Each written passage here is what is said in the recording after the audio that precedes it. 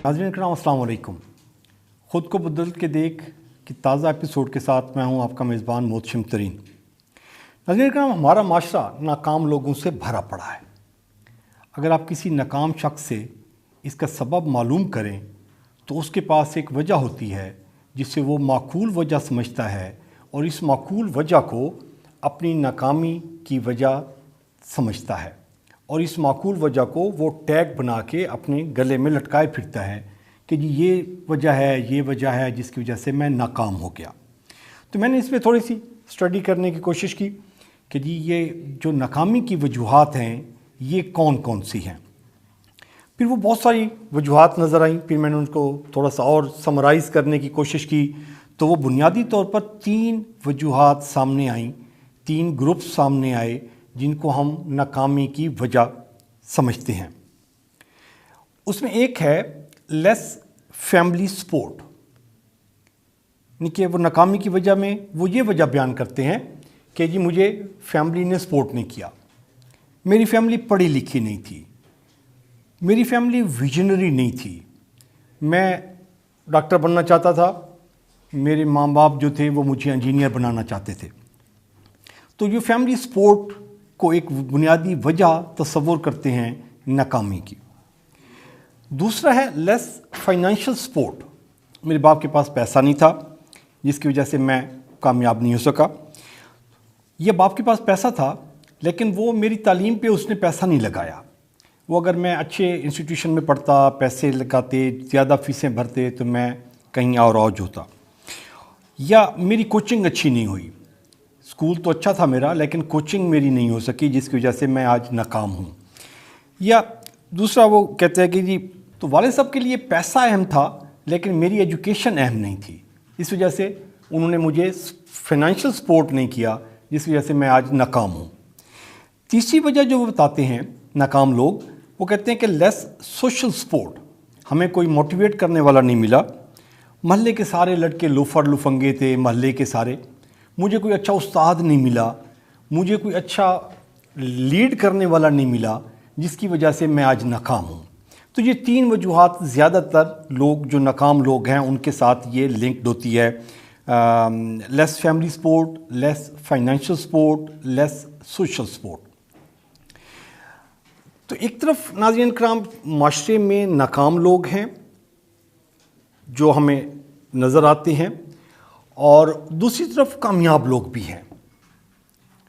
और सवाल ये है कि कैसे लोग नाकाम होते हैं, उसकी वजूहात तो ये आ गई, 3 बैरियर्स आ गए, वजूहात बता देते हैं कि ये इन 3 वजूहात की वजह से हम नाकाम हो गए। तो जो कामयाब होते हैं क्या उनकी ज़िंदगी में ये बैरियर्स नहीं होते? नहीं होते हैं। आपको कोई एक भी कामयाब शख्स नहीं मिलेगा जो इन तीनों में से 2 को या इवन 1 को फेस ना कर चुका हो। ये बैरियर उसकी ज़िंदगी में भी आते हैं। तो अभी कैसे वो इन बैरियर्स को हटाकर अपनी मंजिल तक पहुंचता है, ये इम्पॉर्टेंट है और ये लेसन है हमारा ख़ुद को बदल के देख का कि जी हमें ख़ुद को बदलना है।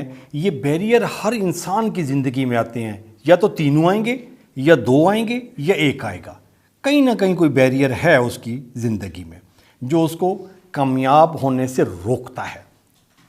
तो आप इस बैरियर्स को कैसे हटाएंगे, आप अपनी मंजिल तक कैसे पहुंचेंगे? तो इसमें बहुत सारी थ्योरीज डेवलप हो चुकी हुई हैं, रिसर्च प्रूवन है। इसमें से हम एक थ्योरी आज डिस्कस करेंगे। जेफ केलर मैनेजमेंट गुरु है, इसने एक किताब लिखी है एटीट्यूड इज़ एवरीथिंग, जो best seller award winner book है।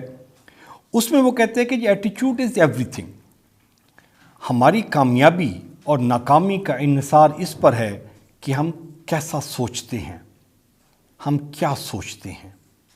तो जेफ केलर कहता है कि success begins in the head,